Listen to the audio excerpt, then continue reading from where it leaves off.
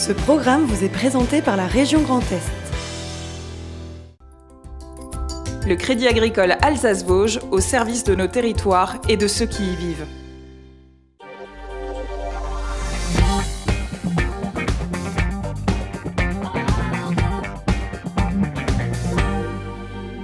Salut à toutes et à tous, c'est 24 heures en Alsace, 1 heure d'information régionale en direct comme chaque soir de la semaine du lundi au vendredi avec beaucoup de choses au programme. Ce soir dans votre émission, on va parler d'économie sociale et solidaire. Derrière les mots, des cas très concrets avec Humanis à Strasbourg. Ils récupèrent, réparent, revendent, recyclent vos ordinateurs. Du sport évidemment avec Marine Zis et Nourali Erdogan, le vainqueur du Trophée de France. C'était à Cernay ce week-end.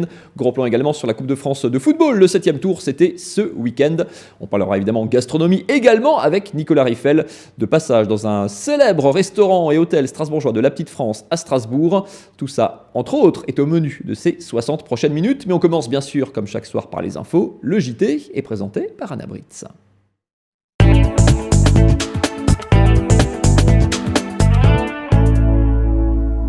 Bonsoir à tous, dans l'actualité. Ce soir, novembre, c'est le mois sans tabac.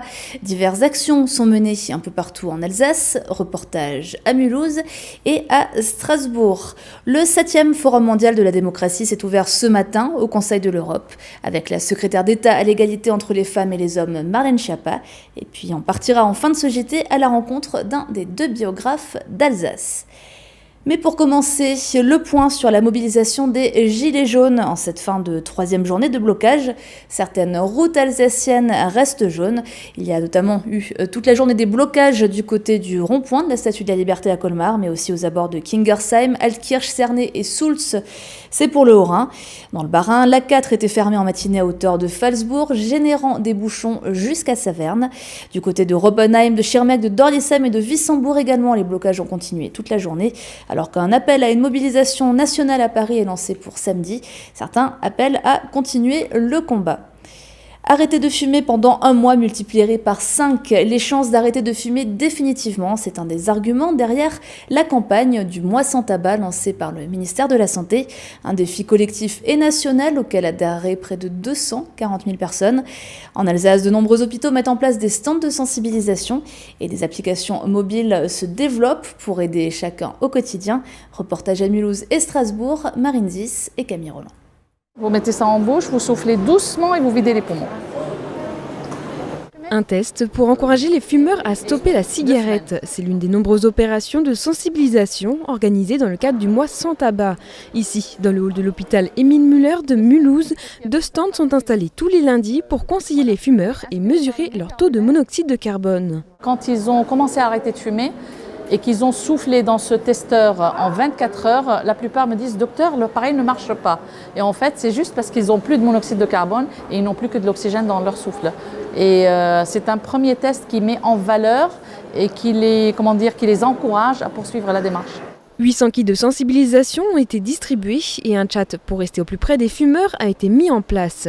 Patch, cigarette électronique, hypnose, il existe de nombreux moyens pour arrêter de fumer. Un jeune Alsacien, Geoffrey Kretz, a opté pour une solution non médicamenteuse en lançant en 2012 l'application Quit. Pour un fumeur, la cigarette, c'est un rite. C'est-à-dire que sa journée, elle est rythmée et ritualisée par ses prises de cigarettes. Donc les plus classiques que les fumeurs connaissent, c'est le matin, le café avec la clope. Le soir à 5h, c'est la bière avec la cigarette. Enfin, voilà. Donc il y a quelques moments comme ça qui sont rythmés par la ritualisée avec la cigarette. Ceux-là sont les plus durs à arrêter. Il faut casser ce rite et c'est un peu ce qu'essaie de faire l'application avec cette partie de thérapie comportementale et cognitive. C'est d'aider l'utilisateur à comprendre pourquoi il fume et pourquoi il a envie de fumer. Et d'y associer des émotions et des déclencheurs et de savoir comment ensuite lui-même travailler sur ses émotions. Avec Quit, il souhaite aider les utilisateurs à arrêter de fumer en douceur grâce à des jeux et de la relaxation. Imaginons que vous êtes proche de craquer, ce que vous faites, vous secouez juste le téléphone et vous allez avoir un message qui va venir, qui va vous expliquer un petit truc ou un message de motivation ou un truc et astuce pour résister les 5 minutes que dure l'envie de fumer la cigarette. Chaque année, 55% des fumeurs tenteraient d'arrêter leur addiction et seulement 5% d'entre eux y arriveraient. Avec le mois sans tabac, les chiffres pourraient augmenter. Le 7e Forum mondial de la démocratie a officiellement ouvert ses portes ce matin au Conseil de l'Europe. Après quelques conférences et animations, à l'aubette notamment, il se déploie maintenant jusqu'à mercredi et il met en avant les femmes et les hommes, surtout l'égalité entre femmes et hommes. Un an après le mouvement MeToo, Cécile Motz.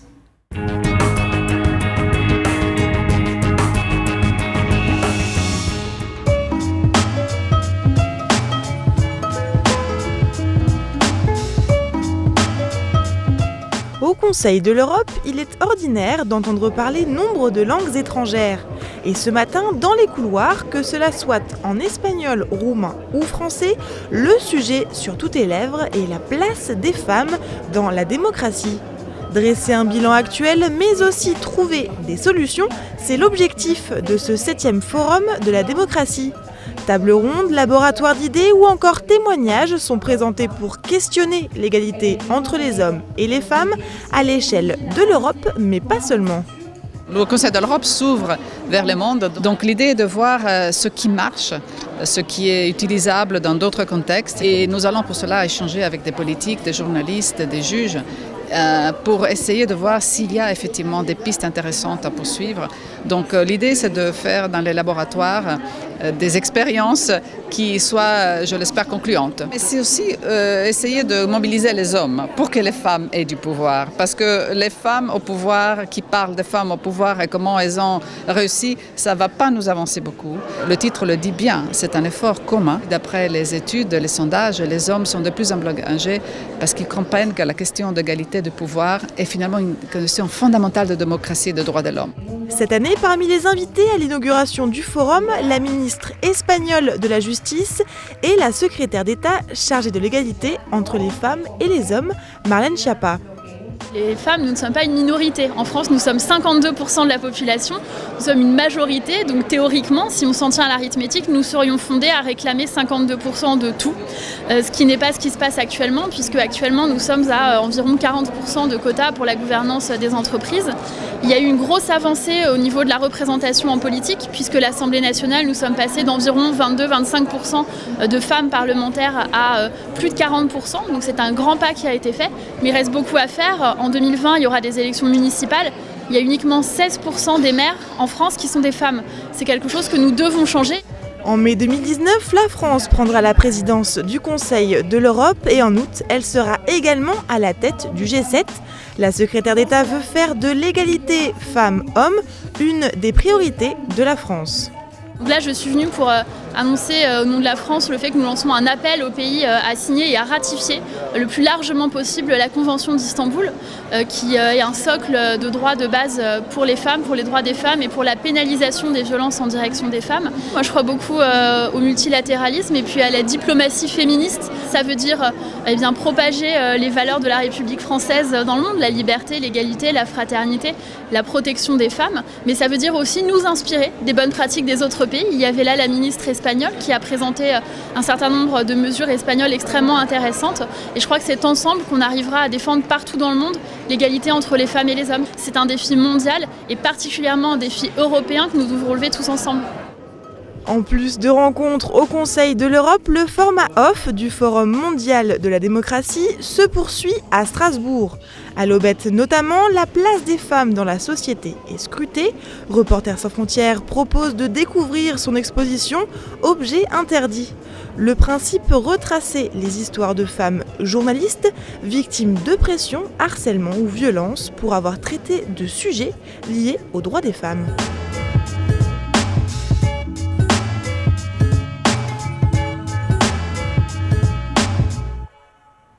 Vous avez peut-être toujours rêvé de mettre par écrit un fragment de vie ou de transmettre quelques souvenirs. Eh bien, pas besoin d'être un homme politique pour avoir sa biographie et pas besoin de savoir écrire non plus. Ils sont une poignée en Alsace à exercer le métier de biographe et tout le monde peut y faire appel, quelle que soit la motivation.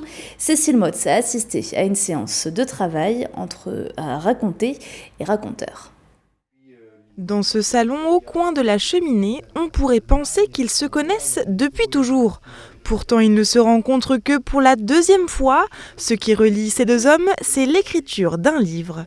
L'un est biographe, l'autre est le narrateur, et déjà la confiance règne entre les deux hommes.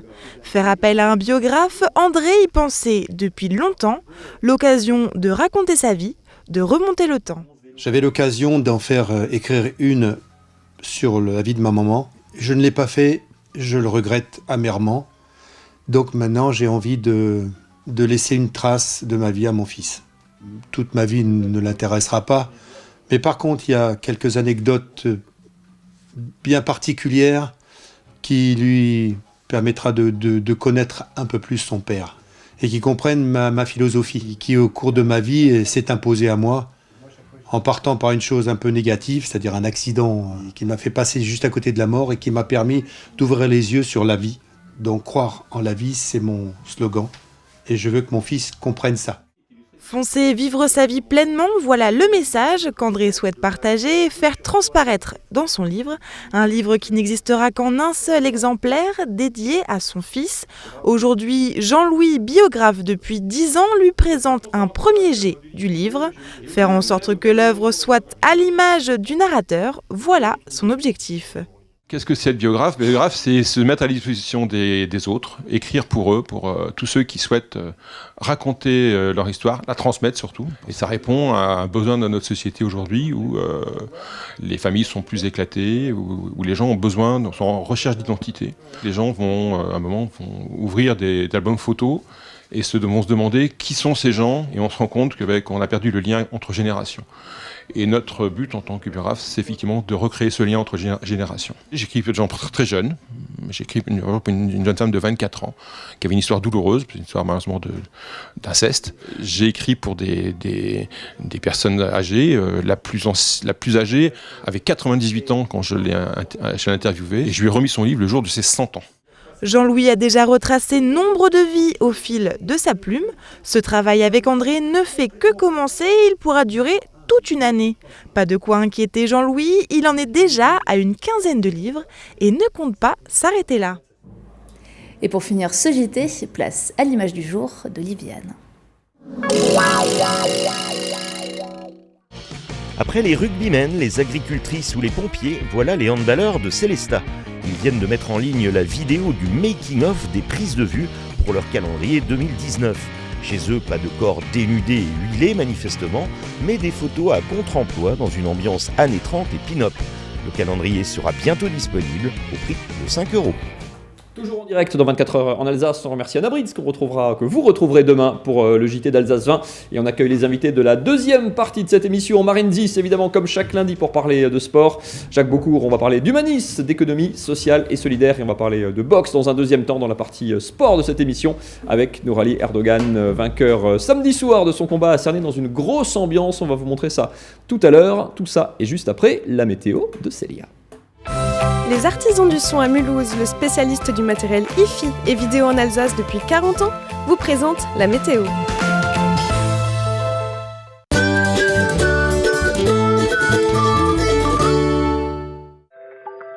Salut à tous, ravi de vous retrouver pour votre météo du mardi 20 novembre. Un temps plutôt ensoleillé mais des températures très fraîches. Regardez ce que le temps nous réserve en ce mardi matin.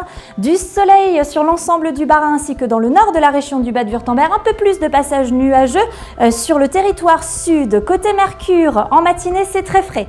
Aucune température positive, moins 2 degrés sur l'ensemble du Bas-Rhin, moins 3 du côté de Colmar ou encore de Mulhouse et jusqu'à moins 4. La minimale, ce sera pour Altkirch. L'après-midi, on ne change rien. Toujours autant d'éclaircies pour le nord et toujours des passages nuageux. Dans le sud, les températures afficheront 6 degrés du côté de Wissembourg, 5 degrés sur l'ensemble. Le reste de l'Alsace, 8 degrés. Ce sera la maximale du territoire, ce sera pour Karlsruhe. Voici tout de suite vos prévisions de mercredi. Toujours beaucoup de nuages du côté du Haut-Rhin ou encore dans le nord de la Suisse, des passages d'éclaircies, mais quelques nuages pour le Bas-Rhin et le sud de la région du Bade-Wurtemberg et toujours un grand soleil pour le nord de la région du Bade-Wurtemberg, 8 degrés. De moyenne un petit peu partout en Alsace, 7 dans la région du Bade-Wurtemberg et 8 également, ce sera pour Bâle.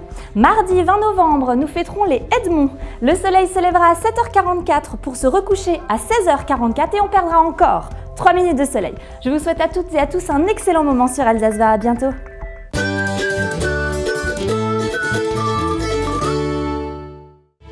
Retrouvez les artisans du son à Mulhouse lors du 40e salon de la IFI et du Home Cinéma du 23 au 25 novembre de 10h à 20h. Ce lundi a démarré la semaine européenne de réduction des déchets. On est en plein aussi dans le mois de l'économie sociale et solidaire. Bonsoir Jacques Beaucourt. Bonsoir à vous. Vous êtes un des coprésidents d'Humanis. Alors ça, c'est des grands mots et des grandes phrases. Vous appliquez le principe concret au quotidien puisque vous récupérez, retapez, recyclez et revendez, notamment du matériel informatique, tablettes, smartphones. Vous organisez demain dans vos locaux de Schiltigheim des portes ouvertes.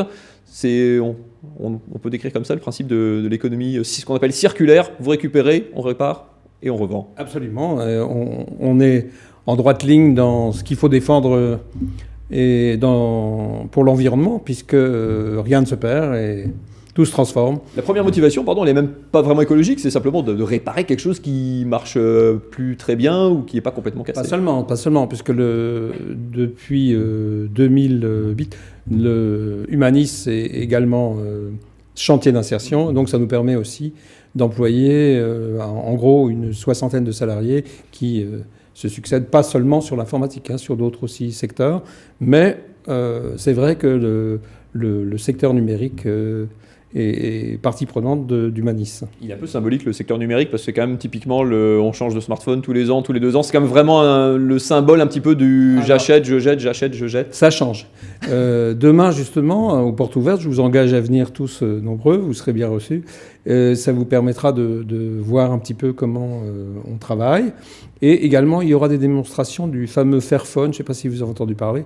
En fait, c'est le nouveau smartphone qui permet de changer les pièces quand elles sont défectueuses. C'est-à-dire, au lieu de changer tous les ans ou tous les 6 mois, là, on peut garder et avoir un appareil très performant.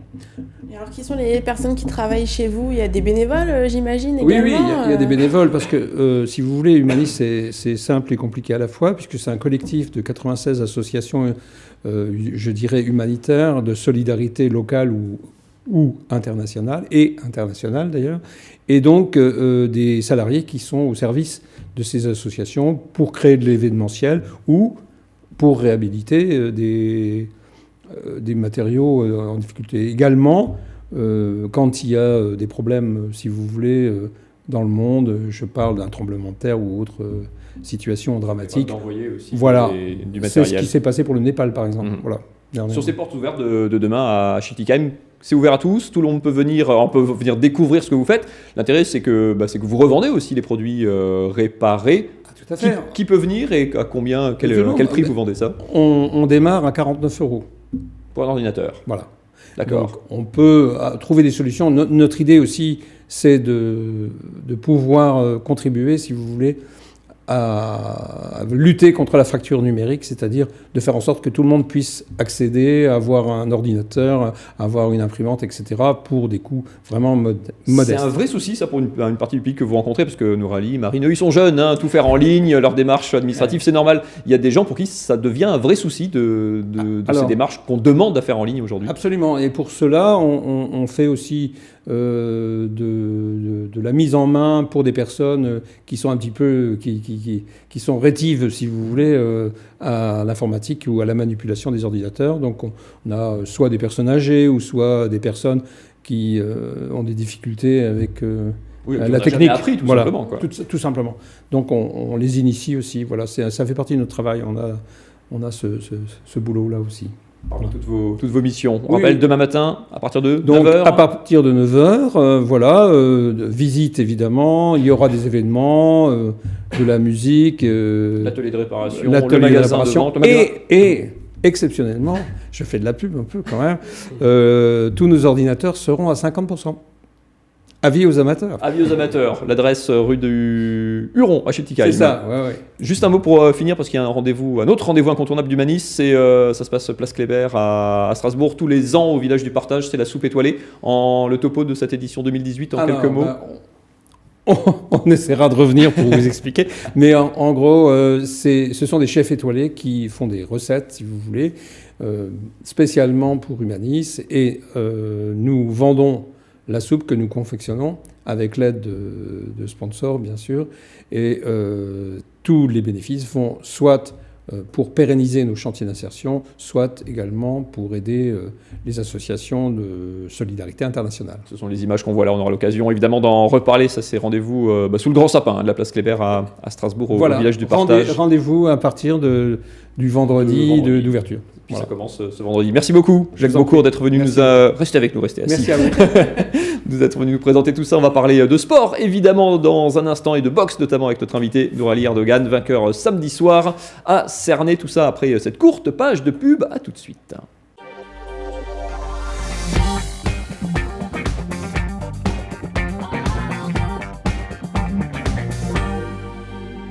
Retour en direct dans 24 heures en Alsace, on va parler de sport. Comme chaque lundi, c'est évidemment avec Marine Zis et c'est Top Sport.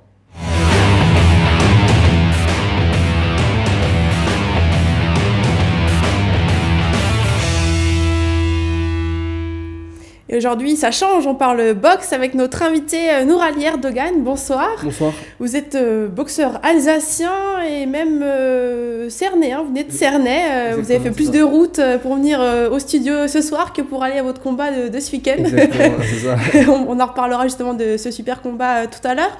On parlera aussi de GR, gymnastique rythmique, de rugby, et puis on commence, Mathieu, par le foot. Par du foot, c'est vrai, une fois n'est pas coutume. Mais on parle Coupe de France cette fois-ci. Le 7e tour, c'était ce week-end, des gros plans sur le match. Ça allait être le plus extra dingue du week-end. Ça se passait au Parc des Sports de Haguenau. 7e tour, le Haguenauvien qui avait tiré le gros lot, il recevait Sochaux. Regardez ces images, ça se passait samedi après-midi. Haguenau en rouge, évidemment promu en National 2. Ça va plutôt bien pour les Barinois, mais qui vont encaisser le premier but face à cette équipe de Ligue 2. C'est Thomas Robinet qui ouvre le score après une vingtaine de minutes de jeu. 1-0 pour les pros sochaliens. La logique est respectée, mais Haguenau est plutôt bien dans cette première mi-temps et se crée des occasions. La plus belle et celle qui va payer, celle de Gaëtan Weisbeck qui arme cette jolie frappe. On est dans le temps additionnel de la première mi-temps et Haguenau tient tête aux pros de Sochaux, un but partout à la pause. Deuxième mi-temps compliqué avec des erreurs défensives qui vont coûter cher aux Sochaliens. C'est d'abord Obadei qui à l'heure de jeu marque le but du 2-1 et puis on croit que c'est cuit à la 85e quand Sochaux fait le break. Sané pour le but du 3-1. 3-1 à la 85e, on se dit que c'est terminé, 2 buts de retard. Et bien pas du tout, erreur, les Haguenoviens se ruent à l'attaque en 2 temps. Le capitaine Cyril Gézy réduit l'escar, il reste quelques minutes, quelques secondes à jouer sur cette dernière action. Haguenau qui pousse et la balle de match, en tout cas quasiment pour Solvay, qui égalise et arrache la prolongation. 3 partout, on gagne 30 minutes supplémentaires qui vont être difficiles pour les Haguenoviens qui commencent à pêcher un petit peu physiquement, qui ont quelques situations quand même pour essayer d'arracher l'exploit, mais qui vont craquer sur coup de pied arrêté sur ce coup de tête des croisés de Moltenis sur ce corner. Sochaux in extremis arrache sa qualification, 4-3. Sochaux passe, Haguenau sort, mais par la grande porte. Frustration quand même des Haguenoviens à l'image de Jean-Alain Fanchon, écoutez-le. C'est frustrant parce qu'en plus... c'est plus des buts qu'on prend sur des erreurs, donc c'est ça qui est frustrant. Après, la réaction de l'équipe de rien lâcher et de tout donner, ça c'est un point qu'il faut qu'on garde pour la suite du championnat. Après oui, en plus sur corner, en prolongation, c'est vraiment frustrant quoi. Allez, il faudra se servir de ça pour rebondir. Regardez les résultats des autres clubs alsaciens de ce 7e tour. Qualification de l'autre club de National 2, le Sporting Club de Schiltigheim qui s'est imposé à Visé. Qualification de la Faig, Ilkirch contre Saint-Avold. Les deux clubs de N3, Saint-Louis-Neuweg et Bissheim sont passés. À l'extérieur, Bissheim qui élimine le petit poussé alsacien, c'était Rosfeld. L'exploit, il est pour l'Olympique de Strasbourg qui élimine Reipertswiller, club de division supérieure. 4-1, s'il vous plaît. Les Alsaciens, les 5 clubs alsaciens rescapés connaîtront leur adversaire demain soir, mardi. Les matchs du 8e tour, ce sera les 8 et 9 décembre. Il manque un club, Marine, dans tout ça. Le Racing, qui rentrera en lice comme les autres clubs de Ligue 1. En 32e de finale, ce sera au mois de janvier. Ça, c'était pas sympa. Souvent ça. Du Racing, je me suis vrai. dit, allez, pour une fois. On va parler d'ailleurs, on change totalement, on parle de tennis. Regardez ces images. Ça se passait ce week-end lors du Master de double et ce ne sont pas des Français qui soulèvent ce trophée-là, ce sont des Américains. Ça se passait entre donc les Américains et les Français avec Pierre Hugerbert, notamment l'Alsacien. Et ils avaient battu les Américains en phase de poule, mais ils perdent quand même ce match. Ils sont pourtant pas passés loin de la victoire avec une bonne entame. Ils remportent le premier set. Mais à cause de lacunes au deuxième set, et à cause de lacunes au service notamment, ils perdent le deuxième set. Ils obtiennent une balle de match pour gagner ce trophée-là dans un super tie-break qui était très disputé, mais ils n'arrivent pas à concrétiser. Le match se termine sur une double faute de Pierre Gerber que vous allez voir là, juste là, voilà. Une faute, ça se termine brusquement pour les Français avec l'Alsacien notamment. Bilan quand même positif, le trophée de cette compétition a été gagné qu'une seule fois par des Français, c'était en 2005. Maintenant, place à la Coupe Davis pour les Français qui se concentrent déjà, ça commence ce vendredi à Lille. Ce sera le gros rendez-vous pour Pierre Gerber, l'Alsacien. On aura l'occasion évidemment d'en reparler. On va parler basket juste avant la boxe. L'apprentissage difficile de la Pro B qui continue pour Gris, le promu barinois au 2e niveau national. L'aventure assez dingue de ce village de 3000 habitants. Parmi les 30 meilleurs clubs du basket français, regardez leur match de ce vendredi. Ils recevaient Rouen. Rouen en bleu, les deux équipes ont le même bilan. 2 victoires, 3 défaites à l'issue avant cette rencontre. L'objectif est évidemment égalisé. Gris, ça fait du Gris et ça a plutôt bien marché. Du jeu rapide. On arrose à 3 points. À Gris, même les pivots comme Olivier Cortal shoot à 3 points et ça rentre à la mi-temps. Tout va bien pour les Verts qui à la maison mènent donc de 10 points, 45-35, des bons gestes en défense aussi. Tout va bien pour les Verts. Au retour des vestiaires, ça va toujours bien pour les joueurs de Ludovic Pouillard qui vont mener jusqu'à 60, 44, 16 points d'avance à la 25e minute. Tout va bien pour les Verts et puis tout d'un coup le coup de la panne, plus rien qui fonctionne, des balles perdues comme ici en attaque. Rouen qui va grignoter son retard, enchaîner un 14-0 qui va faire mal aux Alsaciens. Égalité 67 partout, les Grissois qui vont encaisser 55 points dans cette deuxième mi-temps, y compris des balles cruciales dans cette toute fin de match. Et c'est Rouen qui réalise le comeback et vient s'imposer en Alsace 92-85. Grosse déception pour les Barinois qui avaient pourtant ce match en main. Écoutez le dépit et la frustration de Yann Sigvart, le meneur de jeu du BCGO. On s'est tué tout seul, on n'a pas continué à jouer notre jeu alors que c'était déjà c'est notre force et puis c'est ce qu'on a très bien fait en première mi-temps et on a complètement déjoué dans cette fin de troisième quart-temps.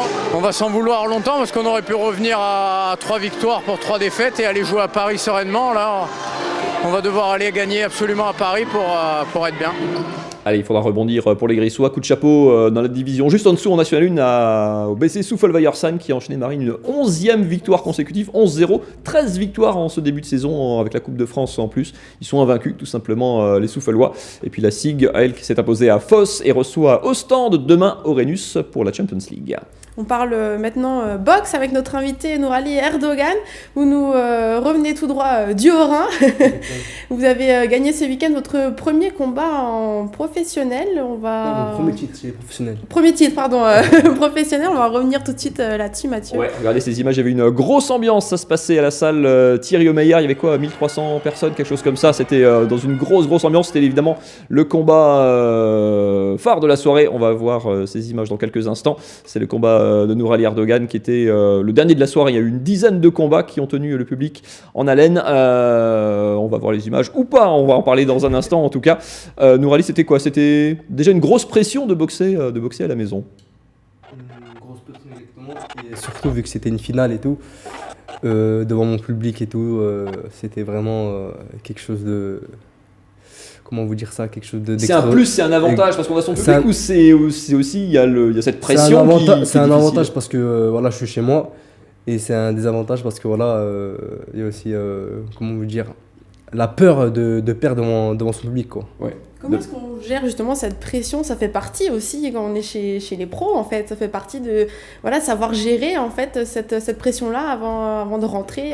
Franchement, moi là, comment je gère cette pression-là, je suis dans les vestiaires. Je mets la musique, je pense à rien d'autre que le combat quoi. Regardez quand même le résumé de ce combat, ça se passait donc ce samedi soir. L'adversaire en face s'appelle Diego Requier. C'était un boxeur que vous connaissiez en plus un petit peu, qui vous a donné du fil à retordre. C'était au meilleur des 8 rounds. Il y avait, c'est aussi une phase... c'est long 8 rounds, enfin dans les catégories en dessous. Ça c'est les images de samedi soir. Un combat sur les 2e et 3e rounds où ça se passe plutôt bien. Vous l'envoyez deux fois au tapis. On le voit sur ces images-là. On pense que ça va se plier rapidement. Ça a été, il y a eu des belles réactions de sa part derrière. On est allé au bout des 8 rounds. Il a tenu le coup. C'était pour le trophée de France, la victoire. Il n'y avait pas trop de suspense à ce moment-là. C'est là on sait que il ne faut pas faire de bêtises dans les derniers rounds. On sait que a priori, si on ne fait pas de bêtises, ça passe. Très vite en boxe, ça peut aller très vite. Un mauvais coup, c'est vite parti quoi. on peut gagner, comme dit, les 7 premières rondes et le 8e, on se mange un mauvais coup et on goûte le tapis. On l'a vu une ou deux fois d'ailleurs, quand vous l'envoyez au tapis, lui il a la réaction derrière, parce qu'on baisse un petit peu la garde, peut-être dans la tête à ce moment-là, et lui il revient un peu revanchard. Au deuxième round, il m'a surpris vraiment quand j'ai touché au foie, il allait au tapis.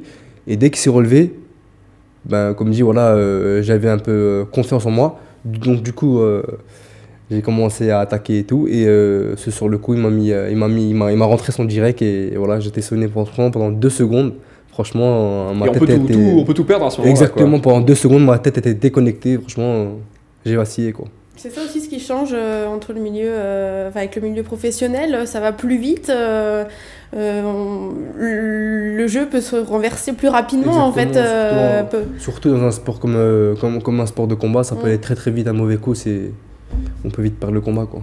Vous étiez champion de France amateur l'an dernier, en 2017. Là, vous faites vos armes chez les pros. C'est votre premier gros titre chez les pros. C'est quoi? C'est la progression logique ou ça va vite? Vous espériez gravir les échelons à cette vitesse-là? Franchement, vu que j'ai été champion de France l'année dernière chez les amateurs, on m'a directement classé en C. J'ai eu l'occasion de faire le tournoi de France, la Coupe de France, quoi. Et mon objectif c'était de le gagner pour monter en grade aussi. C'était pour monter en grade et monter aussi en classement. Et là, très prochainement, je pense que je vais avoir encore un gros combat avant de disputer un championnat de France. Pour expliquer aux gens comment dans les classements en boxe, ça veut dire quoi? C'est quand on est en pro, on fait vraiment plus que ça. On s'entraîne à c'est quel volume d'entraînement sur une semaine pour un boxeur de votre niveau? Je m'entraîne déjà tous les jours, ça c'est obligatoire. Et des fois, je m'entraîne 2 fois, voire 3 fois par jour. Être vraiment professionnel, ne faire plus que ça, c'est possible ça à terme ou c'est compliqué? En France, c'est pas possible. Il faut toujours avoir un petit job à côté. Parce qu'en France, on ne met pas de la boxe, malheureusement. Et qu'est-ce qu'on fait à côté alors quand on est On travaille ou bien on fait des formations. Dans votre cas en l'occurrence hein. Oui, moi je suis à la ville, de Cernay, quoi. Un grand merci à eux de m'avoir pris en tant que fonctionnaire, quoi. Ça permet d'avoir du temps aussi, d'aménager aussi un petit peu pour... Exactement, je peux me libérer en fait. Quand j'ai des gros combats, je peux me libérer et voilà, pour la préparation, pour que la préparation elle soit nickel, quoi. Ils vous ont fait grâce du lundi matin ou il fallait être au boulot ce matin? Ce matin je suis allé travailler. Non, ce matin, j'allais travailler. On arrive à enchaîner comme ça facilement une journée de travail et puis le soir, on se dit on s'entraîne. Je vais pas vous mentir, là, je commence à sentir les douleurs. Donc, du coup, là, il me faut du repos par rapport à la boxe et malheureusement, par rapport au travail, il faut être au travail, quoi. Vous sentez que maintenant, vous disiez, les courbatures qui viennent que maintenant, alors que ça fait quoi? Ça fait 2 jours? Ça fait 2 jours, ouais. Ça fait 2 jours. Je les ressens là, pour vous dire, j'ai mal, là. C'est la pression. On vous emmenez la glace après. On va rester dans la boxe avec coup d'œil sur un des autres combats de la soirée. Regardez ces images, c'était lui de votre coéquipier du club de Cernay qui organisait cette soirée, Moussa Gari, qui est à droite sur les images, en short rouge et noir, opposé au boxeur de l'AS Mulhouse, Memba Miesi. Finale du Critérium Espoir. On a eu un sacré combat en 4 rounds seulement, mais ça a été très intense, extrêmement serré. Et ça s'est joué à 1 point, 39-38 pour un petit point. Moussa Gari, qui est aussi un des Alsaciens qui montent en boxe. C'est lui qui s'impose à domicile. Ça a été très serré et même un peu discuté. Vous avez eu le temps de jeter un œil sur ce combat ou vous étiez déjà dans votre bulle? J'ai regardé tout le combat et franchement c'était un combat super serré. C'était un très très bon combat. C'était deux bons boxeurs. Il y a la relève, il y a du niveau en Alsace. Ça monte, on commence à monter petit à petit. Là, on commence à monter. Et voilà, en parlant du combat de Moussa, c'était vraiment un combat intense. Les 2 boxeurs, c'était une finale. Les 2 voulaient gagner. Et moi, je pense que Moussa, l'avantage qu'il a eu, c'est lui qui faisait le combat en fait. C'est lui qui avançait. C'est pour ça que les juges ont privilégié, à mon avis, Moussa, quoi. Vous restez avec nous, Nourali. On peut continuer de parler boxe dans un instant. Petite part, on reste dans le contact. Marine, on parle rugby. Oui, c'est ça, avec le RCS, le Rugby Club de Strasbourg. Regardez ces images. Ils jouaient ce week-end contre les 2e de la poule, contre Villefranche-sur-Saône. Un match qui était serré, mais qu'ils ont réussi à maîtriser. Villefranche qui est revenu régulièrement, qui s'accrochait, mais Strasbourg... qui accélérait à chaque fois le rythme et qui ne se laissait pas dépasser. À la 65e, non, avant la 65e, là c'est à la 61e. Le Racing qui marque l'essai. Là, c'est le dernier essai qui est marqué, voilà, par Valentin Insardi. 5 essais seulement dans ce match, 4 pour Strasbourg contre seulement 1 pour Villefranche-sur-Saône. Une fin de série qui a été mise pour Villefranche, qui était à 7 matchs consécutifs gagnés, qui sont quand même deuxième de la poule, donc c'est plutôt un bon match de Strasbourg. Écoutez la réaction du joueur Valentin Insardi à l'issue de la rencontre. On a vraiment fait des progrès sur la maîtrise et c'est ça qui a fait la différence aujourd'hui. On a réussi à concrétiser, à mettre notre jeu en place, à être serein sur ce qu'on faisait et c'est vraiment important pour le moral, pour l'équipe, avec tout ce qu'on a vécu. C'est vraiment bien, en plus il y avait du monde dans les tribunes, donc c'est vraiment génial. Ça va un petit peu mieux pour les rugbymen strasbourgeois qui peuvent, leurs soucis financiers en tout cas provisoirement oubliés, qui se concentrent un peu sur le terrain et ça va du coup beaucoup mieux. Vous avez passé une partie de votre journée, Marine, aussi à collecter les best-of en images du week-end. C'est la crème des réseaux et c'est tout de suite. Et puis forcément, j'ai pas pu passer à côté. J'ai cru que les basketteurs de Gris Oberhofen avaient commencé à s'envoler. Regardez ces images, je me suis dit mince, ils ont changé, ils ont changé de pratique. Ça se passait bien dans leur salle avec un trampoline. Mais non, ce sont les Flying Dunkers. En fait, ce sont des basketteurs qui font du spectacle. En fait, ça se passait à la mi-temps. Vous inquiétez pas, ils restent dans le basket classique, si on peut dire ça comme ça. Gris. Autre photo aussi également que j'ai trouvée sur Instagram, c'est celle de Louise Lefebvre. Regardez, c'est une fille qui fait de la natation, plutôt étonnée. Alors on se demande qu'est-ce qu'elle a, elle est déçue, non. Elle est étonnée parce qu'elle a gagné, elle est championne de France du 200 mètres d'eau avec son club, le Mulhouse Olympique Natation. C'était lors des championnats de France qui avaient lieu ce week-end à Montpellier. La jeune fille qui a seulement 15 ans et qui est déjà championne de France, c'était la plus jeune de la compétition ce week-end. D'autres photos, on passe au foot. Oui, au foot, au Racing, ça y est, on en parle, Mathieu. Alors écoutez-le, c'est un joueur du Racing, Lamine Koné, qui a un petit peu peur de se mouiller en interview. C'était sur Top Music, écoutez. J'ai une petite question pour toi, Lamine. D'après toi, qui a la pire coupe de cheveux du vestiaire ? Alors la pire coupe... Alors de tête comme ça... franchement, j'en ai pas, mais si je dois en choisir un, je dirais les kinés. Allez. Voilà. Comme ça, il n'y a pas de problème avec les joueurs. On avait peur quand même, mais moi je suis allée vérifier. Regardez ces photos, les kinés, ça va, des coupes classiques, ça c'est le kiné. Le deuxième là qui arrive, c'est l'ostéo du club. Mais bon, là j'ai pris un joueur au hasard, c'est quand même plus original, on va dire, plus décalé au niveau des coupes. Je dis ça, je dis rien, mais bon, voilà.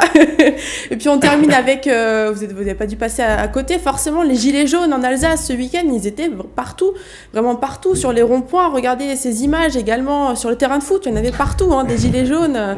Ils se sont pas arrêtés, c'était dingue, sur le terrain, mais aussi à côté des terrains. Regardez, voilà, ils étaient vraiment partout. Et puis, regardez aussi ces images. Là, c'est quand il y a eu des gilets jaunes qui ont essayé de bloquer la circulation. Du coup, il y en a qui ont essayé de courir après les autres. Non, je vous rassure.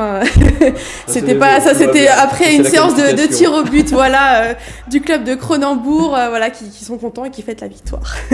Ils sont passés, ils n'ont pas été bloqués. On termine en gym avec un peu de grâce, un peu de musique. La GR, de la gymnastique rythmique, ça se passait ce week-end à Illkirch. Regardez ces images, c'était lors des championnats interdépartementaux en individuel chez les femmes. C'est un mélange en fait de gym et de danse classique. On fait des figures avec des accessoires. Donc là on voit un ballon par exemple. Voilà, il y a un ruban, il y a aussi des cerceaux et aussi des massues. Ne vous inquiétez pas, pas celles avec lesquelles on assomme, c'est des petites massues avec lesquelles on jongle. Et puis le tout en musique, je vous laisse profiter d'humour.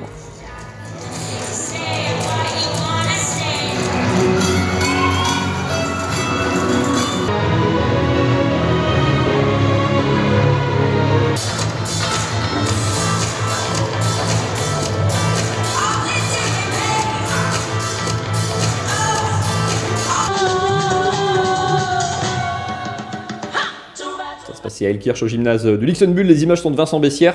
Il n'a pas été sélectionné malheureusement dans l'équipe malgré toute la grâce qui le caractérise tous les jours. On retourne à la boxe. Marine, mes côtés coulisses cette fois-ci. Ça s'appelle Dans le vestiaire. Alors Nouralie, on va revenir sur vos débuts en boxe. J'ai trouvé cette photo-là sur votre page Facebook. Regardez, vous étiez tout jeune. Vous avez commencé à quel âge en fait la boxe? La boxe, j'ai commencé à l'âge de 10 ans. Ça vous est venu comment? J'ai pu comprendre que c'est votre père un petit peu qui vous a amené à tout ça. C'est lui qui m'a un peu poussé à aller faire de la boxe, mais franchement, comment vous dire, j'étais pas prêt à faire de la boxe. Moi, dans ma tête, c'était être footballeur professionnel et au jour d'aujourd'hui, je me retrouve boxeur professionnel. Tu as fait du ballon encore un petit peu ou un peu avec les amis, quoi. Il faut pas se blesser, quoi. Surtout avant un gros combat. Faut éviter. Alors moi, j'ai une question quand même que je me pose souvent. Il y a quand même un certain cliché souvent avec les boxeurs. On se dit, c'est ceux qui ont souvent le sang chaud, faut pas les embêter dans la vie de tous les jours, en dehors du ring. Est-ce que c'est votre cas? Il faut pas venir vous embêter? Est-ce que franchement, moi, je suis quelqu'un de très très calme. Franchement, pour vous dire que c'est quand même grâce à la boxe que la boxe ça m'a quand même canalisé. Ça canalise, ouais. Mais c'est vrai qu'on vous voit. Enfin, moi, j'étais pas samedi soir, c'était vous, Mathieu, mais sur les images, vous n'êtes pas le même en fait sur les images, sur le ring et puis là, quoi. Sur le ring, quoi. Tout le monde veut gagner et voilà. Mais c'est un point commun de ceux qui arrivent à haut niveau, c'est justement d'avoir quand même la tête froide. Enfin, genre, c'est pas. Il faut arriver à avoir une forme de distance, un calme. On peut pas percer à haut niveau si on est trop, entre guillemets, trop foufou, trop bagarreur. C'est vrai. Quand on est à haut niveau comme ça, il faut être carré, quoi. Carré. Il faut pas faire n'importe quoi. Maintenant que vous êtes pro, votre rêve ultime, ce serait quoi? Mon rêve ultime, c'est déjà maintenant les professionnels, ils ont l'occasion de faire les Jeux Olympiques. Pourquoi pas faire les Jeux Olympiques en 2020? C'est possible, il y a assez de temps pour se préparer là pour vous Tout est possible en boxe, en fait. Tout est possible dans n'importe quel sport. Et mon plus grand rêve, c'est quand même, j'oublie pas d'où je viens, donc voilà, je suis d'origine turque et c'est de faire un championnat du monde en Turquie. Et le remporter, bien sûr. Oui, bien sûr. Il y a une dynamique sur laquelle surfer sur la boxe en France. Il y a eu des super résultats aux derniers Jeux Olympiques à Rio. Enfin, il y a eu des figures, on pense à Tony Yoka, aux filles, qui se sont imposées, ça a presque débordé le cadre de la boxe, qui sont devenues des personnalités, même publiques, qui ont du coup basculé sur des championnats du monde derrière. Enfin, il y a un chemin qui est tracé pour certains boxeurs comme vous en France aujourd'hui. En France, franchement, il y a vraiment des bons boxeurs qui sont chez les professionnels, chez les amateurs. Il y a vraiment des très très bons boxeurs. Il y a une image de la boxe aussi qui est peut-être un peu en train de changer, qui est devenue, je pense au dernier jeu, un peu plus grand public. Enfin voilà, on se dit c'est peut-être moins confidentiel. C'est un sport qui bénéficie de ces têtes d'affiche un petit peu. Comment vous dire, on va dire oui. Mais au quotidien, c'est difficile. Enfin, le quotidien, quand on est à Cernay dans un club local comme ça, enfin, il faut trouver des sponsors, il faut trouver des partenaires, il faut trouver du temps. Bien sûr, sans les sponsors, franchement, pour organiser, ça coûte quand même très très cher. Et merci aux sponsors qui nous ont financé pour le gala et voilà. Et surtout un grand merci à la ville de Cernay qui nous ont aidés aussi. Merci beaucoup Nouralie Erdogan, on se retrouve pour la suite de vos aventures dans le monde pro en boxe. Merci beaucoup Marine, on se retrouve évidemment lundi prochain pour parler de sport évidemment. Demain Lionel Augier aux manettes, je vous laisse avec Grain de Sel et Nicolas Riffel. Bonne soirée à toutes et à tous, salut.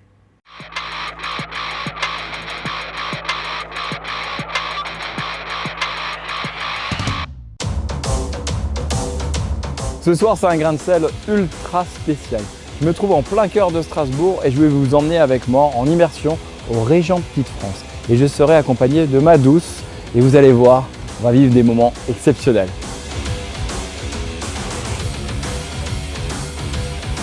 Hello! Hello! Tu vas bien?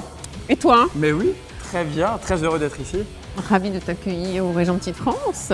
Alors justement, ce Régent Petite France, il a une histoire incroyable, en plein cœur de la Petite France.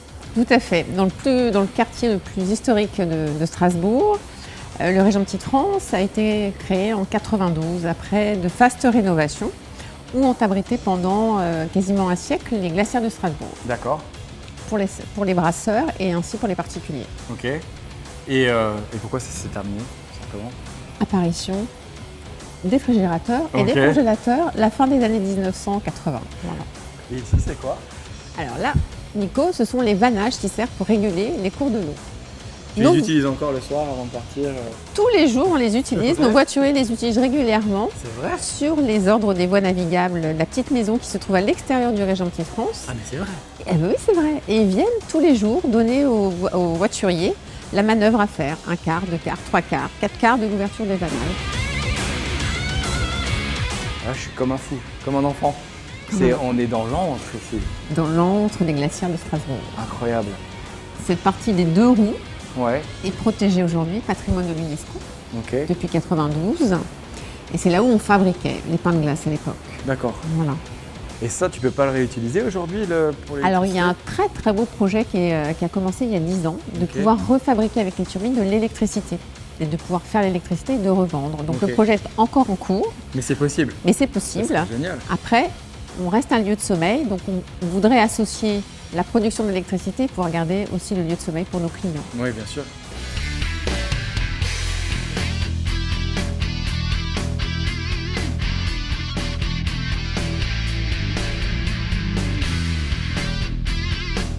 Alors, vous êtes en train de préparer quoi là?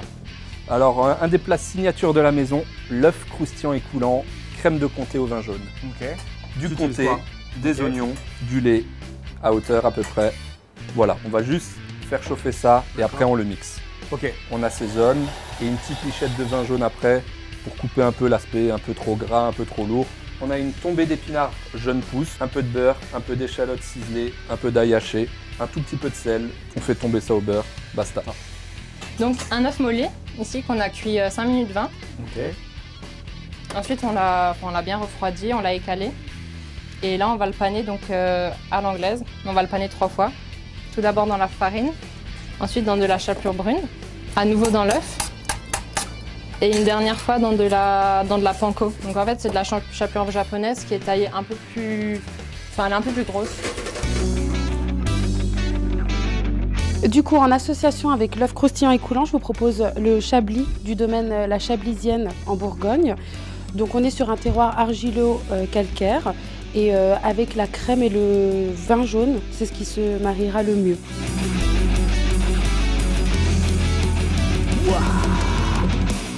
La suite, canard sauvage qu'on cuit classiquement et qu'on finit au foin. La cuisse du canard qu'on a braisé, coloré, petite garniture aromatique, des petits légumes, un peu de vin rouge, un peu de fond brun de veau. On fait cuire ça 1 heure à feu doux, tranquillement, que ça soit bien fondant, bien juteux. La purée de betterave, on va faire une jolie déco avec dessus sur assiette. Les quartiers de poire qu'on a cuits au sirop, léger en sucre, hein, c'est pas un dessert. Des salsifis, des petites feuilles de chou de Bruxelles, des chips de salsifis et des betteraves crues. Allez, c'est parti.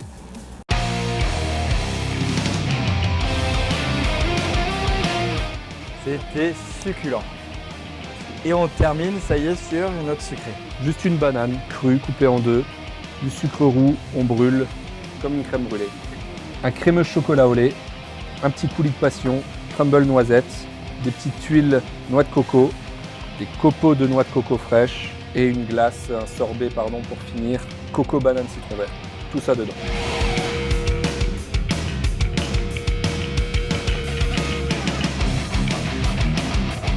Et c'est